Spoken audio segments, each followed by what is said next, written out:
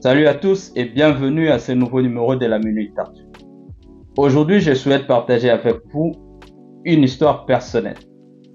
L'histoire d'une erreur que j'ai commise et qui au début m'a semblé être la fin du monde. Il s'agit d'un projet d'affaires qui ne s'est pas déroulé comme prévu et les conséquences ont été très importantes. Je me souviens de nuits blanches, du doute et de la peur de ce qui allait suivre. Les erreurs ont le don de nous ébranler au plus profond de nous-mêmes, n'est-ce pas? Et si je vous disais que cette erreur s'est avérée être l'une des expériences les plus transformatrices de ma vie? Dans notre société, les erreurs sont souvent considérées comme des échecs, comme des signes que nous ne sommes pas assez bons. Pourtant, si nous examinons de près la vie de certaines personnes qui ont le mieux réussi, nous trouverons un point commun.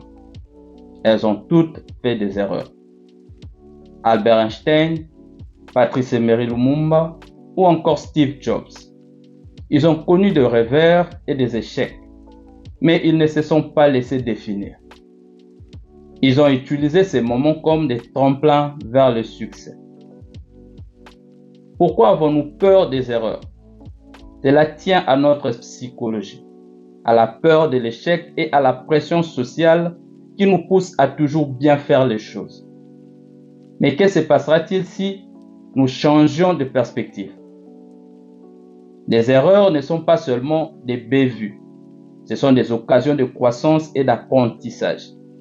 Notre cerveau est conçu pour s'adapter et s'améliorer, et les erreurs font naturellement partie de ce processus.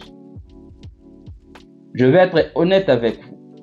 Après l'échec de ce projet, je me suis senti vaincu. Mais ensuite, j'ai pris du recul. J'ai réfléchi à ce qui n'allait pas. J'ai assumé la responsabilité de mon rôle et j'ai commencé à voir le bon côté des choses. C'est grâce à cette erreur que j'ai découvert de nouvelles stratégies, que j'ai amélioré mes compétences et que je suis devenu plus résilient. Ce fut un moment décisif qui a façonné la personne que je suis aujourd'hui. Apprendre de ces erreurs implique un effort conscient. Il faut réfléchir à ce qui s'est passé, s'approprier ses actions, en tirer des leçons significatives et mettre en œuvre des changements. Il ne s'agit pas d'éviter complètement les erreurs, mais de les transformer en opportunités de croissance. Le chemin de la réussite est souvent pavé de leçons tirées de nos faux pas. Pensez aux personnes ou aux organisations les plus performantes que vous admirez. Derrière la réussite se cachent des histoires de résilience, de détermination et oui, d'erreur. Ils n'ont pas laissé les échecs les définir. Au contraire, ils les ont utilisés comme catalyseurs de changements positifs.